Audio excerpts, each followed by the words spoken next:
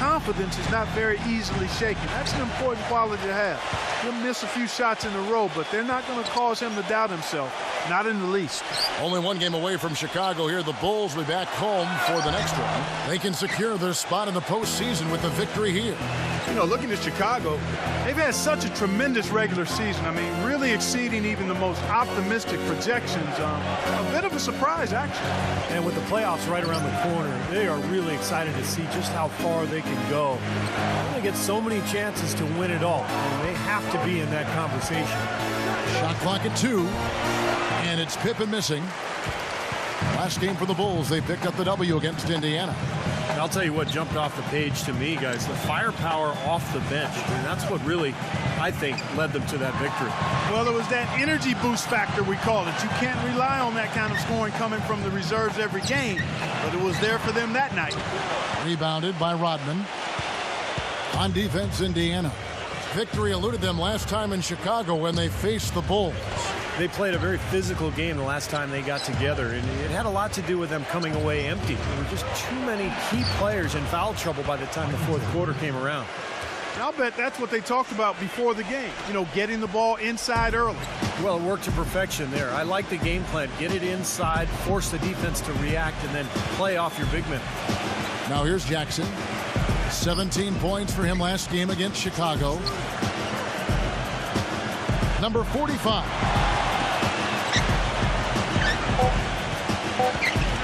Jackson against Harper. And the basket by Jackson. And Clark, Steve just touched on it. There are some players they can't afford to be missing late in games, and that's what happened last time these two teams met. And you know what, guys? To avoid that this time around, you've got to turn the heat down a little bit on the aggressiveness. Idle it down just a notch, because if you don't, an opponent can make that work against you. Doris Burke has some information for us. Doris? Guys, I spoke with the head coach of the Pacers. I asked him about the challenge of defending this team, and he said, quote, it really comes down to their awareness offensively. They don't take a lot of bad shots or make those kind of mental errors, and that puts the pressure on us to be just as efficient.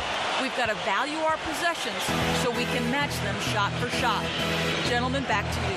Thank you, Doris. It all sounds like a very solid plan given the shooters they have to contend with here, guys. Yeah, he's aware of what their strength is, and he knows that they need to focus on stopping those guys. Or at least limiting the damage they can do, Steve. Make it tough for them. Don't give them any easy opportunities. That, to me, might be a more realistic goal. For Indiana, they come into this one following a loss to the Bulls. And Kevin, they would have had to be sensational defensively to compensate for their lack of offense in that game. Yeah, and you know what, Steve? I don't think they're built to play those kind of low-scoring, grinded-out games. They weren't that time, at least. And here is Harper after the 3 moments to go for Miller. Stolen by Jackson. Left side, Jackson. Just under 3.5 minutes gone here in the first quarter. Right side, Jackson. Clock is at 3. And he hits it just before the shot clock expires. Jackson's got his second bucket of the night. And I like that move to the hoop. You use your speed, go around the bigger defender. You know, a lot has been said about the Pacers and their defense, but in addition to them being great with their positioning and skill, they're one of the toughest and most rugged teams to deal with, both mentally and physically. They really pride themselves on playing smash-mouth basketball, and don't hesitate to get into your airspace and get in your face. Here's Longley. 9-point game his last outing. Here's Jordan. Count that one. Jordan's got his second basket of the game. I'll tell you what, the post play has been rock solid right off the bat. Well, that's the key to basketball. Get the ball inside into the paint, either with a pass or with penetration. That's good from Miller on the assist by Jackson. And Clark, back to what you said, the Pacers did get in a few games last year where tempers flared and players got in each other's faces. But, you know, Steve, you look back at all the great defensive teams in NBA history, and not a lot of them were a group of amicable guys. It's true. I mean, this was a great defense, and sometimes you have to ruffle feathers and get in people's faces. in terms of being tough and gritty defensively. And I think the Pacers understood that. Now here is Davis following the miss by Michael Jordan. Well defended, and he's not someone who responds well to that kind of defensive pressure. Got it. Good job in the low post.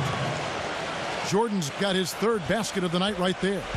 It is so hard to contain him. He just seems to get it done however he has to do it. Jackson dishes to Miller. Back to Jackson. Davis setting the pick for Jackson. A strong finish under heavy pressure all over. Jackson's got 6 points. Wow, this has been a thriller. I mean, the way these teams are battling, just going back and forth. Would you like to bet that this game may end on a buzzer beater? How much would you bet? The feed now to Pippen. Bulls moving the ball around. Jordan covered by Miller from 11 feet away. Michael Jordan again. He's got 8. You know, it seems like when they've gone to him, he's really come through. And that's not something they should get away from.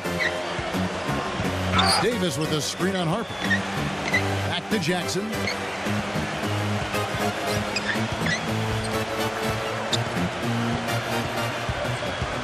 Left side Jackson. Number 9. It's good. The assist this time from Jackson. Guys, 7 times the lead has changed hands here now. And we still